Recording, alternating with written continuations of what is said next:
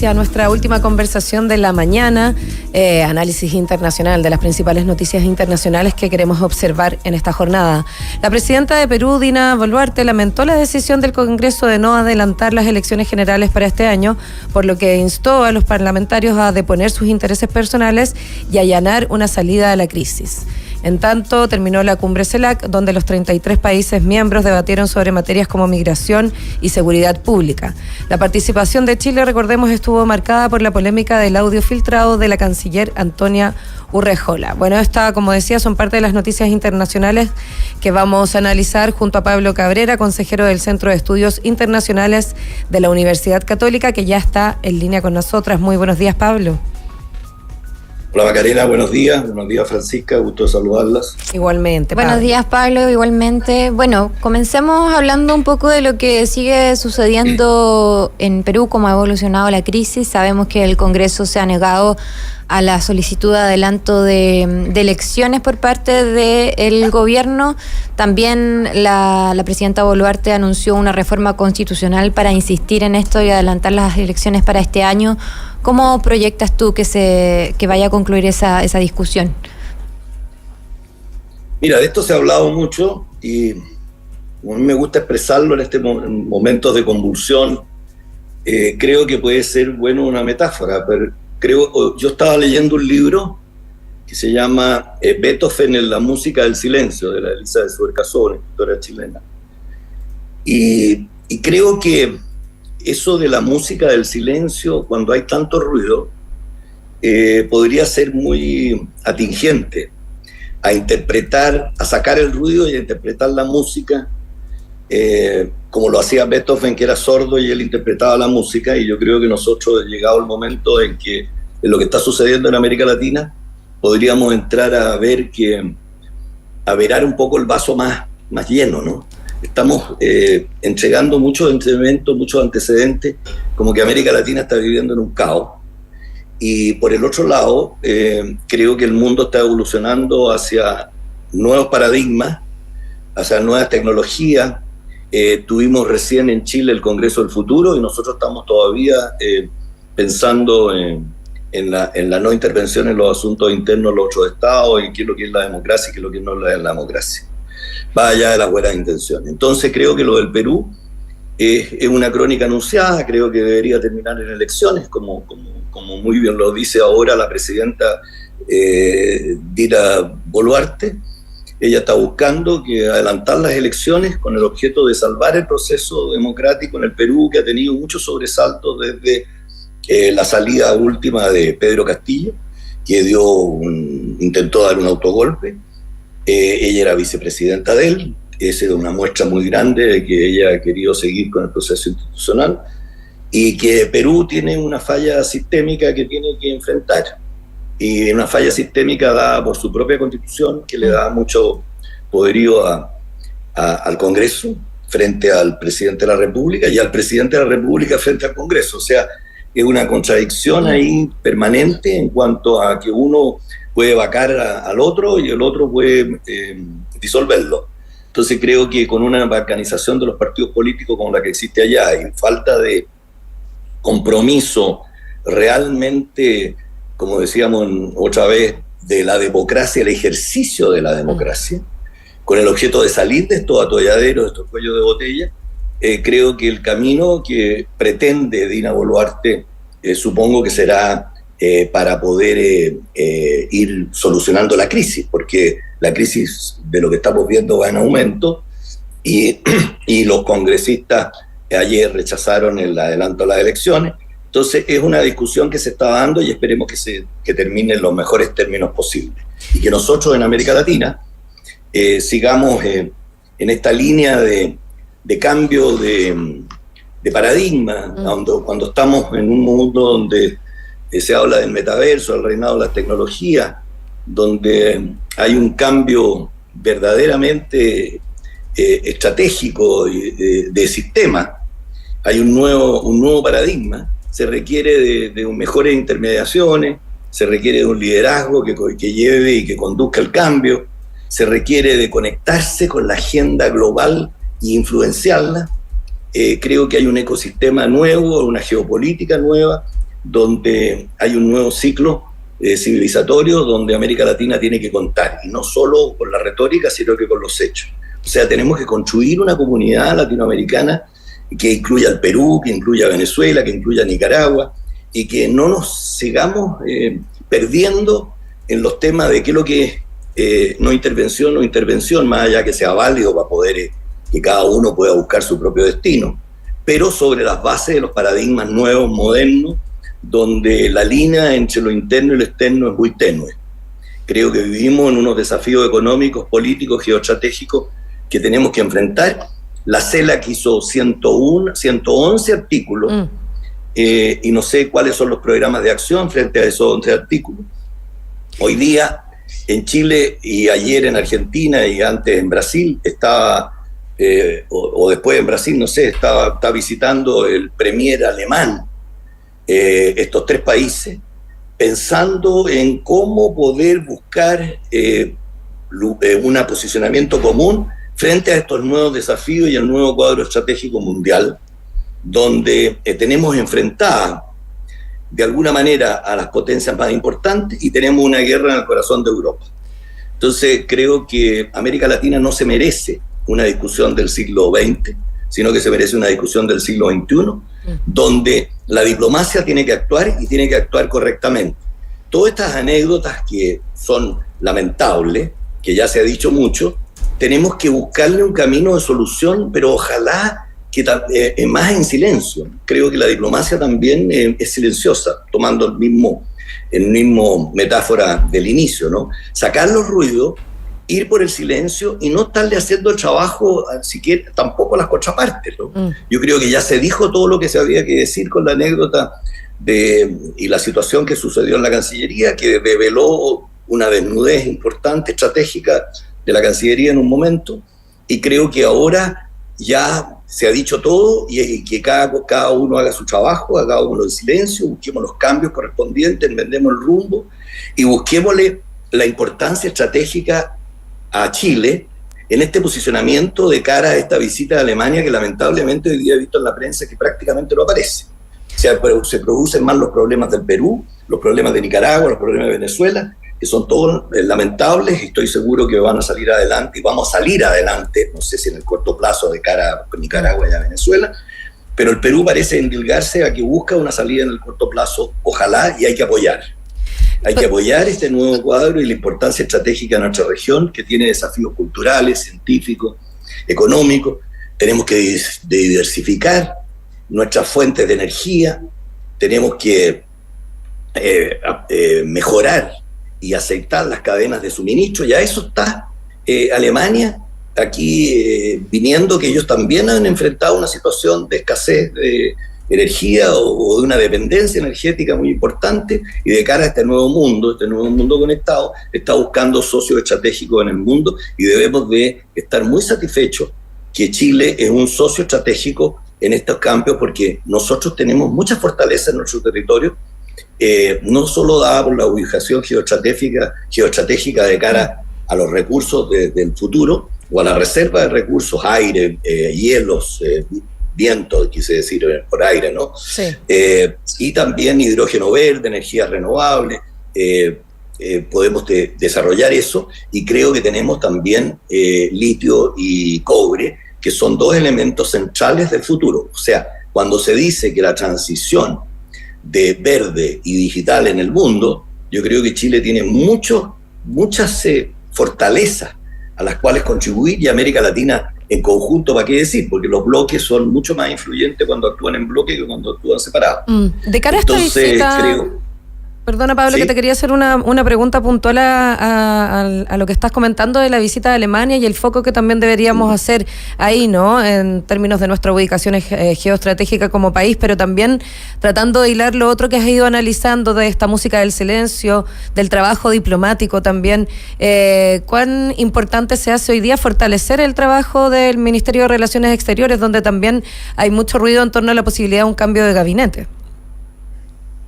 Bueno, yo decía que había que enmendar el rumbo, que ya sabemos cuál fue este error que lamentablemente se conoció, porque, o a lo mejor afortunadamente, porque se pueden hacer correcciones, Y creo que lo que se debe hacer es que la diplomacia como tal no espere que la reconozcan el valor de la diplomacia profesional, porque no lo van a hacer.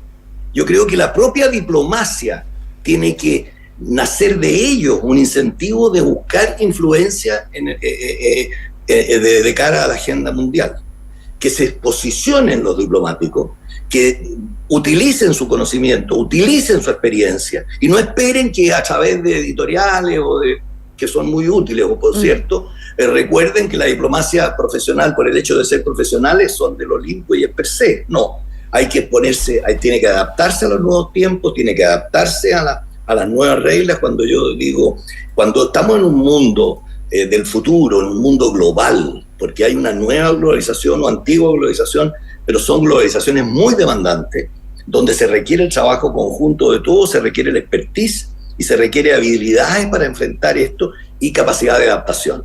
Entonces, no es que por el hecho de ser diplomacia profesional va a ser lo mejor o peor. Incluso el lenguaje que se está usando para criticar lo que sucedió en la Cancillería no es el adecuado, no es el lenguaje diplomático tampoco, como que quieren sacar a algunos partidos,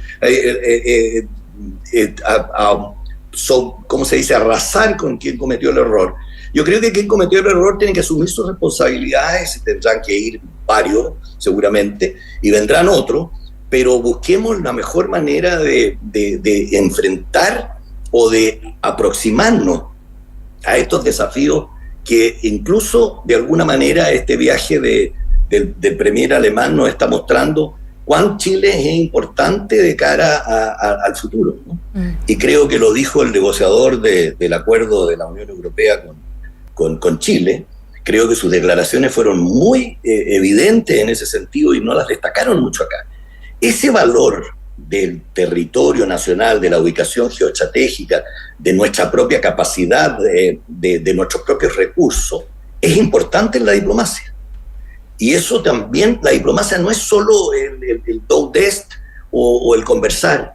La diplomacia es predecir, es filtrar, es analizar, es componer, es mirar estratégica y comprensivamente las cosas. En este nuevo cuadro estratégico del mundo, donde hay un cambio en las relaciones de poder, en las zonas de influencia, donde hay una potencia per se importante que está marcando el rumbo en lo que se refiere a la agenda mundial, que es los Estados Unidos, que hay que buscar una mejor identidad y relación con ellos y con las otras potencias emergentes, llámense China, llámense Indonesia, llámense como se llamen, Egipto, lo que sea. Creo que hay que desarrollar esas capacidades de cara a dónde se encuentran. Y creo que Europa, en ese sentido, es una experiencia que está sufriendo una experiencia bastante de crisis. Y de las crisis se sale con solidaridad, y si no se sale de las crisis con solidaridad, se transforman en conflictos. Oye, y ahí Pablo, está Europa con conflictos. Pablo, bueno, ya son las 9:54. Recordar que estamos hablando con Pablo Cabrera, consejero del Centro de Estudios Internacionales, UC. Pablo, y en relación a lo que acabas de señalar en respecto a este cambio de paradigma y el rol geoestratégico de Chile, ¿nos deja algo la CELAC o no? ¿Marca alguna diferencia en relación a este tipo de desafíos? No, pues justamente estaba diciendo que la CELAC, que muy buenas intenciones.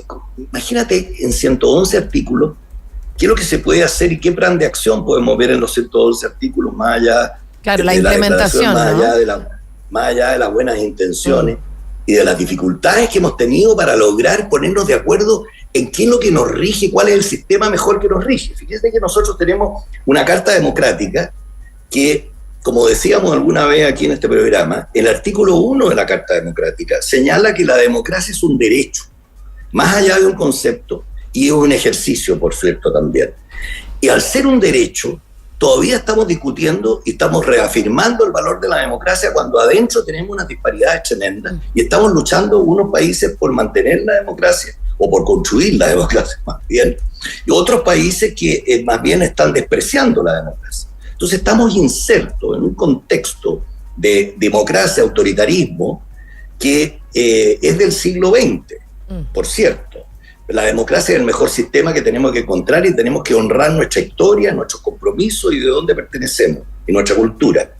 Pero creo que eso se requiere liderazgo. Y el CELAC no creo que haya mostrado un liderazgo. Creo que hizo bien en acoger nuevamente a Brasil, que naturalmente es un país que puede mostrar algún liderazgo en la región. Por su tamaño, por su economía, por su cantidad de habitantes, por muchas cosas. Pero nosotros, en comparación con nuestra capacidad, con nuestro número de habitantes, con nuestro producto per cápita y por nuestras capacidades y nuestra ubicación geográfica y nuestras potencialidades territoriales y también de historia y de cohesión social, podemos también contribuir en la agenda liderando nada, coordinando mucho. Tenemos una ubicación privilegiada y tenemos un territorio muy acorde para esta transición energética de búsqueda de un desarrollo global y una seguridad a través de la cooperación. Y yo creo que somos el tema de la concentración sí. de esta transición energética en algunos países. Creo que Chile es uno de los países donde está concentrado una riqueza para la transición energética, que es el litio y el cobre. Así es. Bueno, ya son las 9:57 minutos, Pablo. ¿Perdona? Los vientos y el sol. Sí, también, por cierto, ahí para avanzar hacia las energías renovables, ¿no? Bueno, ahí hay grandes temas que dejas abiertos, también esta disparidad en la democracia que sucede en los diferentes territorios de Latinoamérica y bueno, en el resto del mundo también podemos hablar largamente de eso, pero antes de despedirnos, porque ya son las 9:58 minutos, me gustaría volver a mirar a Europa, que también lo deslizaste en esta conversación. Según está programado, se supone que hoy el presidente Boric tiene una reunión telemática con su par ucraniano Zelensky, ¿no? ¿En qué momento? Está postergada. ¿Está postergada finalmente? Postergada. Perfecto. Sí. Preguntar. Hasta donde yo sé. Sí, están ahí en los medios. Te escucho.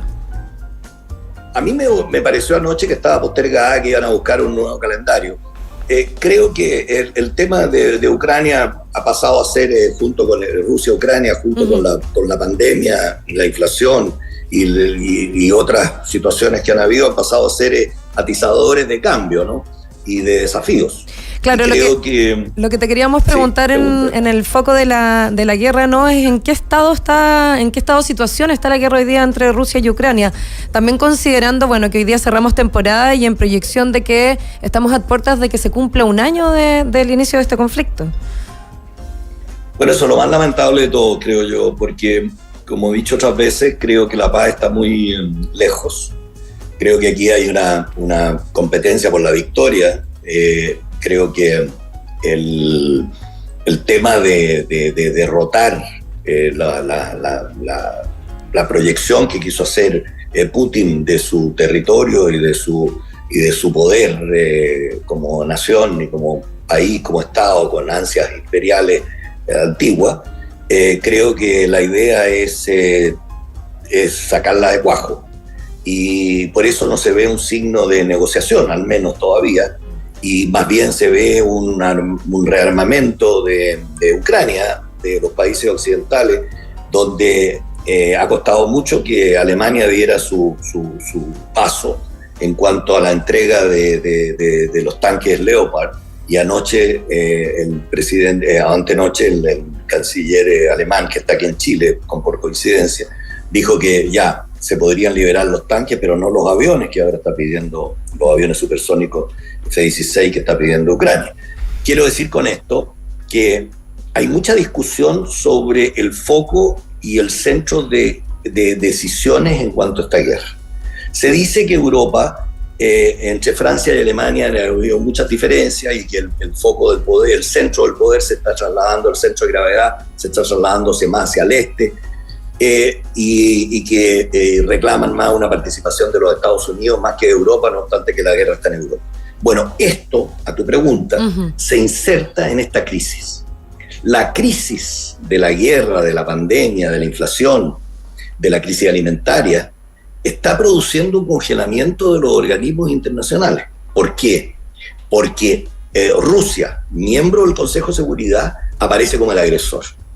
Y entonces el orden internacional está muy desordenado, nadie respeta mucho el orden internacional. Ustedes habrán visto que Polonia amenazó con enviar los tanques Leopard, no obstante que Alemania, que es que tiene la tecnología de los tanques, tenía que dar su pasada, ¿no? Uh-huh. Entonces, creo que aquí este tema de la convulsión social, del respeto al orden internacional, es lo que crea las crisis. Por ejemplo, cuando las protestas, por ejemplo, la protesta en este caso, se transforma en violenta, se vulnera el orden democrático internacional. Y cuando el cuidado del orden internacional o el orden doméstico se transforma en represión por la violencia o por la represión, también está vulnerando el orden internacional. Entonces, cuando no se respetan las reglas de estos vasos comunicantes, que es la paz y la seguridad, con el tema de la armonía social y el desarrollo sostenible para los países, se producen estas crisis. Y estas crisis hay que salir con solidaridad, con convencimiento, con paz. Y si no, pensamos estos conflictos. En Europa se entró a este conflicto. Y si no hay respeto al orden internacional o amenazas de respeto al orden internacional, ¿qué respeto puede haber a las leyes y los órdenes internos? ¿Y qué influencia pueden tener los países que lo contravienen? Entonces, estamos en un periodo donde yo empecé diciendo que el CELAC se dio en consonancia o paralelamente con el Congreso del Futuro. En el Congreso del Futuro pudimos ver una conversación de un periodista con uno de los científicos más grandes que ha habido en la historia, que era de hace 2 siglos, ¿no? de 2 siglos. Y se puede ver una conversación entre ellos a través de los algoritmos, a través de la modernidad, y aquí eso no respeta fronteras. Yo no estoy diciendo que las fronteras no sean importantes y que el orden interno y el doméstico sea importante. Por eso hay un concepto internacional que se llama lo interméstico. Cómo lo internacional y lo global afecta lo doméstico y cómo los métodos para solucionar los temas internacionales se usan también hoy día en política interna. Pero la política interna, muchas veces la política internacional es proyección de política interna, pero no la política interna es que se cope lo internacional, que como pasa mucho. Está pasando eso y es lo que está dejando a la diplomacia afuera. Pareciera ser que a veces los gobernantes entienden que los territorios de los otros países son también afines o parte de sus políticas domésticas. Entonces no respetan las reglas internacionales o el orden internacional. Y eso produce mucha confusión, mucha convulsión social, mucho caos y mucho vallas al desarrollo. Uh-huh. Y creo que lo que se necesita es justamente quitar las vallas para avanzar en un desarrollo y ojalá sustentable y diversificar todas estas fuentes que están cuellos de botella que están impidiendo esto. Bueno, ya son las 10:04. Lamentablemente tenemos que cerrar esta conversación. También me quedo con la idea de ir a oxigenar y las ideas, ¿no? En lo que planteaste ahí, o recordarnos lo que fue el Congreso Futuro que acaba de pasar en nuestro país, con esa conversación, gracias a la inteligencia artificial con Darwin, que tuvo la periodista Paloma Ávila, y de ahí en más un montón de temas que tienen que ver mucho más de lo que uno cree con la política internacional que nos ha convocado tantos lunes acá en el Mostrador en la Clave junto a ti, Pablo. Así que esto es una orquesta, Macarena, esto es una orquesta, una sinfonía en la cual la diplomacia pone los tonos para que no desafine. Entonces, por eso la música del silencio, a veces hoy día hay que sacar los ruidos porque parece un diálogo a gritos que no se oye ninguno, pero Beethoven fue capaz de interpretar en su mente, no obstante que era sordo, esa música. Y eso es lo que hace la diplomacia también. Tiene que interpretarlo y tiene que hacerlo en silencio. Y no tiene que usar los mismos métodos disruptivos que producen su actuación. Volver a escucharnos. Entonces, podría ser. No exageremos. Claro, y volver a aprender a oírnos, ¿no? Podría ser. No exageremos, defendamos también el interés nacional nuestro, asumamos los errores, pero no sigamos durante 3 semanas dándole argumentos a la contraparte siempre. Bueno, ya son las 10:05, ahora sí que sí tenemos que despedir esta conversación y también agradecerte por todo el tiempo y todos los lunes que has hecho este interesante análisis internacional junto a nosotros aquí en El Mostrador en La Clave. Cerramos temporada mañana, así que agradecerte ahí ampliamente por la participación. Yo le agradezco Muchas a ustedes gracias, porque Pablo. dan un espacio. Le agradezco a ustedes, Macarena y Francisca, porque dan un espacio para conversar desde la distancia que da la formación diplomática, que creo que es muy atingente para los momentos de convulsión. Y por eso yo siempre he dicho que le agradezco para poder decir que la diplomacia tiene la palabra. No digo que la diplomacia profesional, es la diplomacia en general, donde entran los empresarios, los políticos, los periodistas, los académicos y el hombre de a pie. Los distintos actores de esta sociedad. Bueno, Pablo. Esta sociedad, nosotros coordinamos. Así es. Te mandamos un abrazo grande. Gracias, y Pablo. que tengas un muy buen lunes. Chao, chao. Gracias. Gusto saludarte a las dos. Felicidades. Muchas gracias, que te vaya bien, Pablo. Y bueno, y rápidamente despedimos esta sesión de lunes. Le pasamos el micrófono a Fran Huerta con Esclave AM, que ya comienza aquí en Radio La Clave. Nosotros nos escuchamos mañana a las 8:00 para cerrar esta temporada del Mostrador en La Clave. Buenos días. Nueva cuenta vista sustentable Copeuch. Universidad Academia de Humanismo Cristiano. Prepárate y protagoniza los cambios de la sociedad. Presentaron El Mostrador en La Clave. 2 horas de información con la independencia que nos caracteriza. Esto fue El Mostrador en La Clave. El Mostrador en La Clave. Quédate en la 92.9. Ya viene. Es Clave AM junto a Francisca Huerta. La Clave.